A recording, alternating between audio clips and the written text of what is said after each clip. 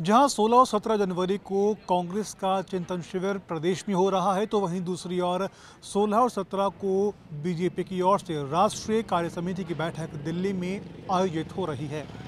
आखिर इस बैठक का आयोजित करने का उद्देश्य बीजेपी का क्या है, क्यों इस बैठक का जरूर रिपीट ले ले चलना नहीं चलना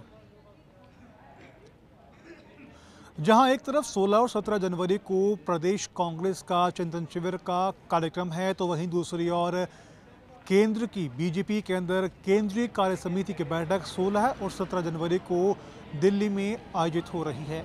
नमस्कार, मैं हूं रौनक पारेख और आप देख रहे हैं पंजाब केसरी टीवी। आज हम बात करने वाले हैं जहां बीजेपी के 4 साल यानी कि कांग्रेस के 4 साल पूरे होने पर बीजेपी ने विरोध किया था और उसके लिए जन आक्रोश सभाएं शुरू की थी। ये दावा किया जा रहा था कि ये कांग्रेस के 4 साल पूरे होने पर बीजेपी की ये यात्रा प्रदेश में काफ़ी प्रचंड तरीके से निकाली जाएगी और आम जनता से सीधा इसका जुड़ाव रहेगा। लेकिन फिलहाल इसका रिपोर्ट कार्ड बीजेपी ने तैयार किया है, तो लगभग 178 क्षेत्र यानी कि वहाँ पर ये सभाएं हुई, वहाँ में से 100 में ये यात्रा सफल रही, 50 में ये यात्रा मिश्र में रही यानी कि असफल और सक्सेस भी रही, और लेकिन 13 जगह ऐसी थी जहाँ पर ये यात्राएं हैं असफल रही। आखिर उन जगहों पर यात्रा असफल कैसे रही, क्यों बीजेपी की ये यात्रा पूरी तरीके से सफल नहीं हो पाई, इसके लिए बातचीत करने के लिए हमारे साथ मौजूद है हमारे सहयोगी हरिनाम, उनसे हम बात करेंगे। हरिनाम, अगर इस यात्रा की बात करें तो इस यात्रा के असफल होने का कारण क्या है? असफल होने का सबसे बड़ा कारण अपन मान सकते हैं गुटबाजी। जब अगर पार्टी के अंदर गुटबाजी होती तो कोई भी यात्राएं सफल नहीं होती। उसी चीज़ को देखते हुए जिस तरह से उस समय की बात किया है जब जन आक्रोश यात्रा को जेपी नड्डा ने हरी झंडी देकर रवाना किया था, तो उस समय जब स्टेज और मंच पे बैठने का जो सिलसिला था वहाँ पे सारे नेता एक साथ मंच पे दिखे, तो मंच से जेपी नड्डा को जाते ही जब यात्राएं शुरू हुई तो असफल की नज़र आते हुए देखा जाए। तो अगर देखा जाए जिस तरह से पूरे मुख्यमंत्री वसुंधरा राजे थे, वो एक माना जाना पूरे राजस्थान में चेहरा माना जाता है, जो 2 बार के मुख्यमंत्री रह चुकी हैं, वो किसी भी ऐसे जन आक्रोश यात्रा में सभाएँ में नहीं जा पाई। अगर उनसे किसी ने सवाल किया किसी बड़े नेताओं से, उन्होंने सीधा उनका साफ कहना था कि वो अपने निजी कारणों से वो सभाओं में नहीं पहुंच पा रहे। उन्हीं सब के बीच में ये देखा गया था जिस तरह से पूरे राजस्थान में करीब 178-200 सभाएं होने की बात थी, तो 100 सभा तो ऐसे थे जो बिल्कुल सफल माने की बात की जा रही है। वहीं अगर 50 की बात करें तो 50 में ऐसे थे जो नेता नदारा दिखे, पहुँचे, कुछ नहीं पहुँच पाए। वहीं 13 सभाओं की बात करें, 13 सभाओं में तो बिल्कुल असफल माना जाए। उसका फीडबैक केंद्र में इन्होंने मांग लिया है, जेपी नड्डा के पास पहुँच भी गया है फीडबैक। अगर बात करें जन आक्रोश यात्रा में कई ऐसे यात्रा थे जिसमें एक दूसरे नेता आपस में हाथापाई कर लिए। वहीं एक दूसरे जन आक्रोश यात्रा की बात करें, उसमें ये देखा गया कि जब भीड़ नहीं जुटा पाए तो वहाँ पे अश्लील डांस का भी प्रबंध किया गया, तो उसमें भी नेताओं को पहुँचने का नदारत की बात दिखेगी। उन्हीं सब के बीच में ये देखा जाए जिस तरह से आज 16 तारीख है, 16 तारीख का दिन है, अगर कहा जा सकता है कि भाजपा के लिए कार्य समिति की आज अहम बैठक मानी जा रही, जो कहा जा सकता है अगली बार 2023 में कई ऐसे राज्य हैं जहां चुनाव होंगे, उसमें सबसे अहम राजस्थान को माना जा रहा है, क्योंकि राजस्थान एक राज्य ऐसा है जो चुनाव के लिए अहम माना जा रहा है। यहाँ पे उनकी सरकार नहीं है। उन्हीं सबको देखते हुए जिस तरह से देखा जाए कि चाहे वसुंधरा राजे की बात करें, चाहे सतीश पूनिया की बात करें, जो अरुण सिंह प्रभारी हैं भाजपा के, वो भी इसमें शामिल हो रहे हैं, ओम माथुर की बात करें, कई ऐसे बड़े नेता हैं जो उस कार्य समिति आज बैठक ले रहे हैं। उसमें ये मंथन आज किया जाएगा कि ऐसा क्या कारण रहा है जो 4 सालों के अंदर जो नेता एकजुट नहीं हो पाए, क्योंकि कहा जा सकता है कि कल 17 तारीख है, जेपी नड्डा का कार्यकाल पूरा होने वाला है। उन कार्यकाल को पूरा होने को तहत अगर देखा जाए तो कहीं न कहीं अगर जेपी नड्डा का अगर चेहरा रखा जाता है तो कहीं न कहीं हो सकता है सतीश पूनिया को रखा जाए या उनके चेहरे पर किसी दूसरे चेहरे की बात की जाए।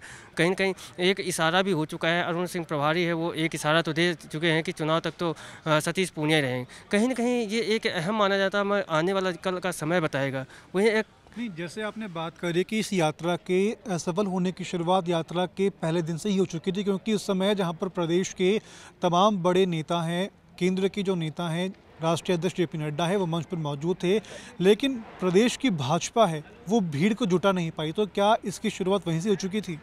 बिल्कुल, शुरुआत तो वही माना जा सकता है जब जेपी नड्डा आने का टाइम था, जब उनमें कार्यक्रम जब 1-2 घंटे देरी से होता है कि कुर्सियाँ अगर वहाँ खाली नज़र आती है तो कहीं न कहीं गुटबाजी वहीं से नज़र आना शुरू हो जाता है। कुर्सियाँ खाली रहने का क्या कारण था?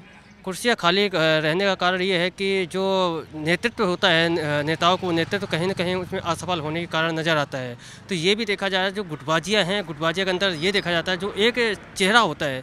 चेहरे की माने तो जिस तरह अगर आप बात किया जा सकते हैं, तो जो प्रदेश अध्यक्ष वर्तमान में है सतीश पूनिया की बात करें, वो एक संघ से आते हैं। संघ से आते हैं, वो चेहरा देखते हो कहीं न कहीं कई लोगों में ऐसा रहता है कि वसुंधरा के करीबी किसी को प्रदेश अध्यक्ष बनाया जाता है, तो कहीं न कहीं सतीश पूनिया के साथ ऐसा होता है। तो इन सब के बीच में कहीं न कहीं ज़मीनी स्तर जो तलाशने की बात है, वो नेताओं के बीच में है। जब तक बड़ा चेहरा नहीं आता, कहीं न कहीं किसी को वो मुकाम नहीं मिल पाता, वो चीज़ें नहीं मिल पाती। कई इन्हीं सब के बीच में गुटबाजी की बात। सबसे बड़ा जो होता है कि इस समय जो चुनाव का टाइम आया, 2023 में चुनाव होगा, सबसे बड़ा सीएम फेस की बात को लेकर है। जिस तरह से राज्य के जो समर्थक हैं, उनका कहना है कि जब तक राज्य को आपने सीएम का चेहरा नहीं बनाओगे, आप राजस्थान में कामयाबी नहीं मिलेगी।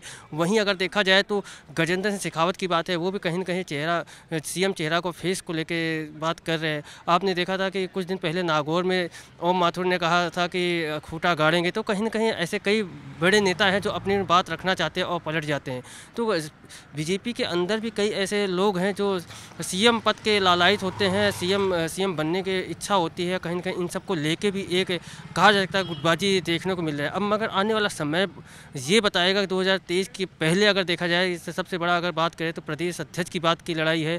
अब आज और 2 दिन जो चिंतन मंथन, इनको भी कह सकते हैं कि चिंतन मंथन खुल के सामने अब नज़र आएगा कि इनके अंदर क्या ऐसा मौका निकलेगा।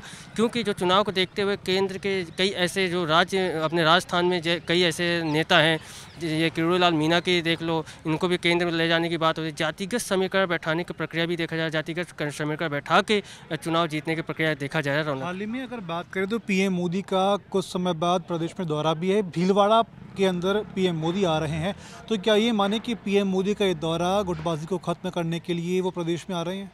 अगर भीलवाड़ा की बात करें तो सबसे अहम जो गुर्जर जाति को लेके है, गुर्जर जाति की जो अहम फेस की बात जो सामने आ रही है, कि जो गुर्जर समाज के है, उनकी जो जाति समीकरण की बात है, जातिगत समीकरण बैठाने की प्रक्रिया को देखते हुए उनके जो देवनारायण जो मंदिर है, उनको उद्घाटन करने आया है। उसमें ये देखने को मिलेगा अब 28 तारीख को खुल के सामने उस पर कौन से इतने बड़े चेहरे हैं जो नेता है उनके साथ बैठने के तैयार हैं। अब 28 तारीख के बाद ही ये राजस्थान की राजनीति में कहा सकता है हुंकार भरने की बात है, वो नरेंद्र मोदी हुंकार भर देंगे वो देवनारायण मंदिर से। यानी कि अभी फ़िलहाल जो पीएम का दौरा है, उसमें पीएम यहाँ पर आकर के चुनावी शंखनाद कर देंगे, तो उसके लिए भी काफ़ी तैयारियां हैं प्रदेश बीजेपी कर रही है। लेकिन फ़िलहाल ये 2 दिन हैं, वो राष्ट्रीय कार्यसमिति की बैठक है, चिंतन मंथन का समय है, तो दिल्ली में वो लगातार जारी है, क्योंकि चिंतन मंथन के बाद ही कोई निष्कर्ष निकल पाएगा कि आखिर किस कारण से भाजपा की ये यात्रा जो कांग्रेस के विरोध में थी वो असफल रही। वीडियो जर्नलिस्ट कृष्ण कुमार के साथ रौनक पारिक, पंजाब केसरी टीवी।